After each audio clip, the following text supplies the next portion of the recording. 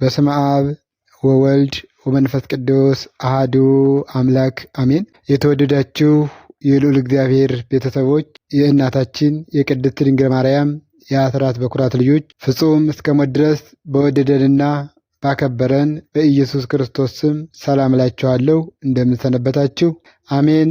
መመስገን የባህሪውና የጌትነቱ የሆነ የአባቶቻችን አምላክ የድንግል ማርያም ልጅ ኢየሱስ ክርስቶስ ስሙ ዛሬም እስከ ዘላለም የተመሰገነ ይሁን። በዚህ ትምህርታችን ጥር 21 ቀን አስተርእዮ ማርያም ለምን ይከበራል የሚለውን እንመለከታለን። ለምን እናከብራለን የሚለውን ከማየታችን በፊት አስተርእዮ ማለት ምን ማለት ነው የሚለውን መመልከት ማየት ያስፈልጋል። አስተርእዮ ማለት አስተርአየ ታየ፣ ተገለጠ ከሚለው የግዕዝ ቃል የተወሰደ ሲሆን አስተርእዮ ማለት መታየት፣ መገለጥ ማለት ነው። የምን መታየት የምን መገለጥ ካልን ደግሞ ጌታችን መድኃኒታችን ኢየሱስ ክርስቶስ ከእመቤታችን ከድንግል ማርያም ከስጋዋ ስጋ ከነፍሷ ነፍስ ነስቶ በጨርቅ ተጠቅልሎ በቤተልሔም የሰውን ስጋ ለብሶ ተገልጦ ታይቷንና እንዲሁም ከዛም በመቀጠል በፈለገ ዮርዳኖስ በዕለተ ጥምቀት የሥላሴ አንድነትና ሦስትነት ተገልጿል ማለት ነው። እንዲሁም ደግሞ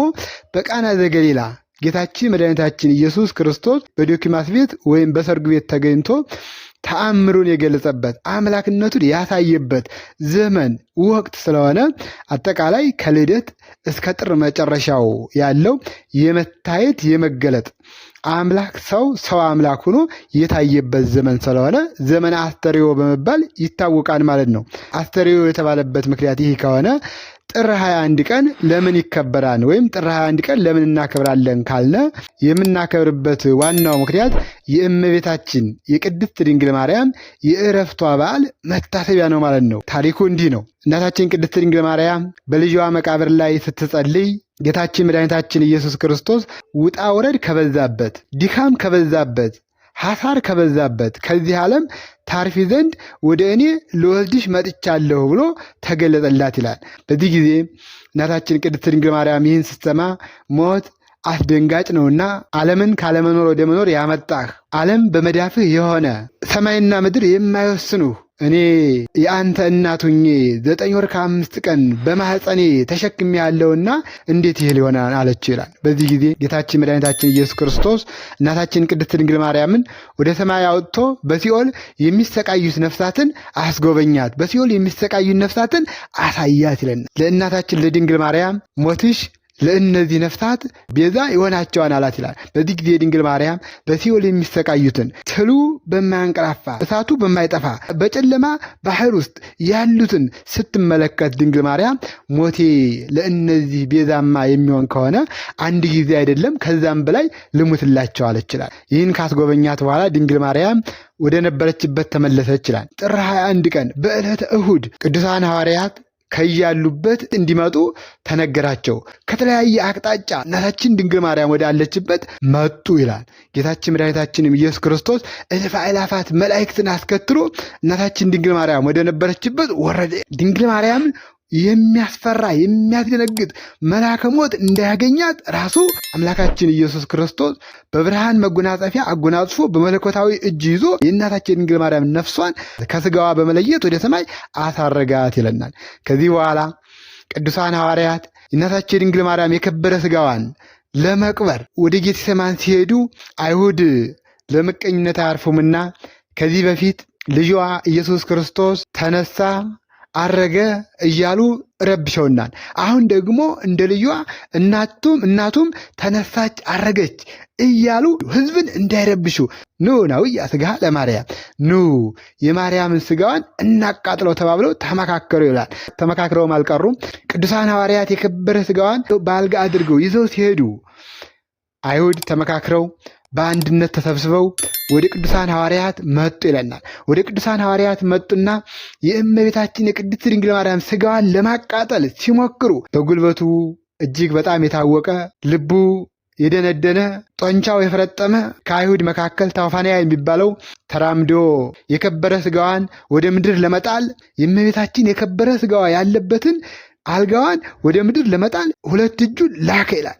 በዚህ ጊዜ የእግዚአብሔር መልአክ እንደ አይነ ጥቅሻ ተወርውሮ መጥቶ 2 እጁን ቀጣ ይለናል። በዚህ ጊዜ የታውፋንያ 2 እጁም የእመቤታችን ድንግል ማርያም ስጋዋ ባለበት አልጋ ላይ ተንጠልጥሎ ቀረ ይላል። በዚህ ጊዜ መደናገጥ ሆነ። ታውፋንያ ይህን ሲመለከት 2 እጁ ሲቆረጥ መሪር እንባን አነባ። ድንግል ማርያም ሆይ እባክሽ ራሪልኝ፣ እባክሽ እዘኝልኝ፣ ከጥፋቴ እመለሳለሁ፣ እባክሽ እዘኝልኝ ብሎ ለመነ ይላል። እናታችን ድንግል ማርያም ቅዱስ ጴጥሮስን ወደ እንደነበረው እንዲያደርግለት አዘዘችው ይላል። ቅዱስ ጴጥሮስ ጸልዮ 2 እጁ እንደነበረ እንዲሆን ያደረገለት ይላል። በዚህ መደናገጥ መካከል ጌታችን መድኃኒታችን ኢየሱስ ክርስቶስ የእናታችን የቅድስት ድንግል ማርያም የከበረ ስጋዋን ከሐዋርያው ከዮሐንስ ጋር በደመና ነጥቆ ወደ ገነት ወሰደ ይልናል። በዛ በገነት የከበረ ስጋዋ በዕፀ ሕይወት ስር እንዲቀመጥ አደረገ ይልናል። ከዚህ በኋላ ሐዋርያው ቅዱስ ዮሐንስ ተመለሰ። ዮሐንስ ከተመለሰ በኋላ ቅዱሳን ሐዋርያት የእመቤታችን የድንግል ማርያም የስጋዋ ነገር እንዴት ሆነ ብለው ጠየቁ ይላል። ሐዋርያው ዮሐንስ የእመቤታችን የድንግል ማርያም የከበረ ስጋዋ በገነት በዕፀ ሕይወት ስር ተቀምጧን አላቸው ይለናል። ቅዱሳን ሐዋርያት ወንድማችን ሐዋርያው ዮሐንስ አይተው እኛ ሳንመለከት ብለው መንፈሳዊ ቅናት አድሮባቸው በመንፈሳዊ ቅናት ተነሳስተው ነሐሴ 1 ቀን ሱባኤ ገብተው 2 ሱባኤ ከጾሙ በኋላ ጌታችን መድኃኒታችን ኢየሱስ ክርስቶስ የእመቤታችን የድንግል ማርያምን ስጋዋን እንደፈለጉ ተመልክቶ ጸሎታቸውን ሰምቶ ልመናቸውን አይቶ የከበረ ስጋዋን አምጥቶ ሰጣቸው ይለናል። እነሱም ቅዱሳን ሐዋርያት የከበረ ስጋዋን ተቀብለው ቀበሯት ይለናል። ተቀብለው ከቀበሯት በኋላ ከቅዱሳን ሐዋርያት መካከል ሐዋርያው ቅዱስ ቶማስ አልነበረምና ከህንደኬ ደመናን ጠቅሶ በደመና ተጭኖ ወደ ወንድሞቹ ቅዱሳን ሐዋርያት ወዳሉበት ሲመጣ እመቤታችን ቅድስት ድንግል ማርያም ደግሞ መቃብር ክፈቱልኝ፣ መግነዝ ፍቱልኝ ሳትል እንደ ልጇ ጌታችን መድኃኒታችን ኢየሱስ ክርስቶስ በስልጣኑ ተነስተዋል። እመቤታችን ቅድስት ድንግል ማርያም ደግሞ በልጇ ስልጣን ተነስታለች። እንደ ልጇ ስታርግ ቅዱስ ቶማስ በደመና ተጭኖ ሲመጣ እመቤታችን ቅድስት ድንግል ማርያም ደግሞ ወደ ሰማይ ስታርግ በአየር ላይ ተገናኙት። በዚህ ጊዜ ቅዱስ ቶማስ እመቤታችን ቅድስት ድንግል ማርያምን ሲመለከት ወፈቀደ ይደቅ እምደመናሁ ከደመናው ሊወድቅ ወደደ ይለናል። በዚህ ጊዜ እመቤታችን ቅድስት ድንግል ማርያም ቶማስ ሆይ አይዞ ተረጋጋ ብላ አጽናናችው፣ አረጋጋችው ይለናል። ቶማስም ተረጋጋ። እናቴ ሆይ ከዚህ በፊት የአምላኬን የልጅሽን ትንሣኤ እንደ ወንድሞቼ ሳላይ ቀረሁ፣ አሁን ደግሞ የአንቺን ትንሣኤ ሳልመለከት ቀረሁ ብሎ አዘነ ይለናል። በዚህ ጊዜ እናታችን ቅድስት ድንግል ማርያም ቶማስን አጽናናችው፣ አረጋጋችው። ልጅ ቶማስ ሆይ አንተስ ትንሣኤን ተመልክተሃል፣ አንተስ ትንሣኤን በዓይንህ አይተሃል፣ ወንድሞችህ ግን ይህን ክብር አላዩም። ትንሣኤን ትነግራቸው ዘንድ ለወንድሞችህ ለሐዋርያት እንድትነግራቸው ይኸው የተገነዝኩበትን ሰበን ወስደህ ከወንድሞችህ ጋር ለበረከት ተከፋፈሉት ብላ የተገነዘችበት ቅዱሳን ሐዋርያት የገነዙበትን ሰበን ሰጠችው ይለናል። ቅዱስ ቶማስም ይህንን እመቤታችን የተገነዘችበትን ሰበን ይዞ ወደ ቅዱሳን ሐዋርያት ሄደ። ቅዱሳን ሐዋርያት ጋር ከተገናኘ በኋላ ቅዱስ ቶማስ የእመቤታችን የቅድስት ድንግል ማርያም የከበረ ስጋዋ ነገር እንዴት ሆነ ብሎ ጠየቃቸው ይለናል። በዚህ ጊዜ እነ ቅዱስ ጴጥሮስ ከአንድ ላይ ተሰብስበው ነበርና ቅዱስ ጴጥሮስ የእመቤታችን የከበረ ስጋዋንማ አምላካችን ኢየሱስ ክርስቶስ አምጥቶ ሰጥቶን ቀበር ነው ብሎ ነገረ ይለናል። በዚህ ጊዜ ሐዋርያው ቶማስ ሞት በጥር በነሐሴ መቃብር ለሰሚም አያምር፣ ይህ ነገር እንዴት ሊሆን ይችላል ብሎ ቅዱስ ቶማስ ለቅዱስ ጴጥሮስ መለሰለት ይላል። ቶማስ አንተ መጠራጠር ልማድህ ነው። አንተ ብቻ አጠራጥረህ የሚቀርም ብቻ ሳይሆን ሌሎችን ታጠራጥራለህ። ከዚህ በፊት ጌታችን መድኃኒታችን ኢየሱስ ክርስቶስ መነሳቱን በዓይናችን ተመለከትነው ስንል አላመንም ነበር፣ ተጠራጥረህ ነበር። አሁን ደግሞ የእናቱን መነሳት ተጠራጠር፣ ና ካላመንክ መቃብር ከፍቼ ላሳይህ ብሎ ቅዱስ ጴጥሮስ ከፊት እየመራ ሲሄድ ቅዱስ ቶማስና ሌሎች እየተከተሉ ሄዱ ይለናል። ቅዱስ ጴጥሮስ ወደ መቃብሩ ቢሄድ በመቃብሩ የእመቤታችን የድንግል ማርያም ስጋዋን አላገኘም። በዚህ ጊዜ ቅዱስ ጴጥሮስ ደነገጠ።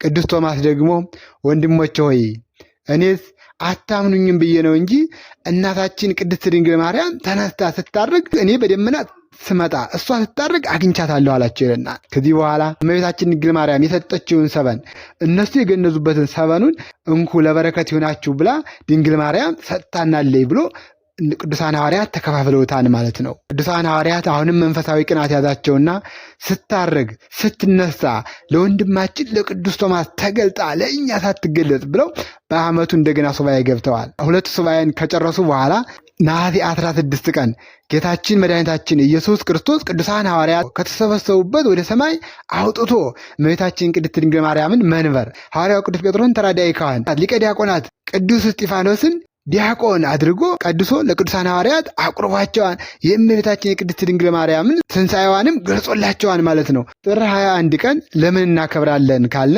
ጥር 21 ቀን የምናከብርበት ምክንያት የእመቤታችን የድንግል ማርያም እረፍቷ ነው ማለት ነው። በተለይ ደግሞ የቃል ኪዳኗ ታቦት ባለበት በደማቅ ሁኔታ በአደባባይ እናከብራለን ማለት ነውና የቤተ ክርስቲያናችን ሊቁ ቅዱስ ያሬድ ሞትሰ ለማዋቲ ይደሉ ሞታ ለማርያም ያጽብ ለኩሉ ሞትስ ለሁሉም ሰው ይገባን የእመቤታችን የድንግል ማርያም ሞት ግን ለሁሉም ይደንቃን ብሎ እንደተናገረው የእመቤታችን የቅድስት ድንግል ማርያም ሞቷ የሚደንቅ ነው፣ የሚገርም ነው። አምላክን የወለደች አምላክን ያስገኘች ሰማይና ምድር የማይወስኑትን ሊሸከሙት የማይችሉትን ክርስቶስን የወለደች እናታችን ቅድስት ድንግል ማርያም የእርሷ ሞት የሚገርም ነው፣ የሚደንቅ ነውና ሞትሰ ለማዋቲ ይደሉ ሞታ ለማርያም ያጽብ ለኩሉ ያለው ቅዱስ ያሬድ ለዚህ ነው ማለት ነው። ለእመቤታችን ለቅድስት ድንግል ማርያም ጌታችን መድኃኒታችን ኢየሱስ ክርስቶስ ቃል ኪዳን ሰጥቷታል። ምን የሚል ቃል ኪዳን? ለዘጸዋ ስመኪ ወለዘገብረ ተስካረኪ እምህር ለኪ ስምሽን ለጠራ መታሰቢያሽን ላደረገ ቤተ ክርስቲያንሽን ላሳነጸ እምርልሻለሁ ብሎ ለእመቤታችን ለቅድስት ድንግል ማርያም ቃል ኪዳን ሰጥቷታል ማለት ነው። እኛም የእናታችን ድንግል ማርያም ምልጃዋ እንዲደርሰን የእናታችን ድንግል ማርያም በረከቷ እንዲደርሰን እናከብራታለን ማለት ነው። ለምን? የአምላካችን እናት ስለሆነች፣ ለምን?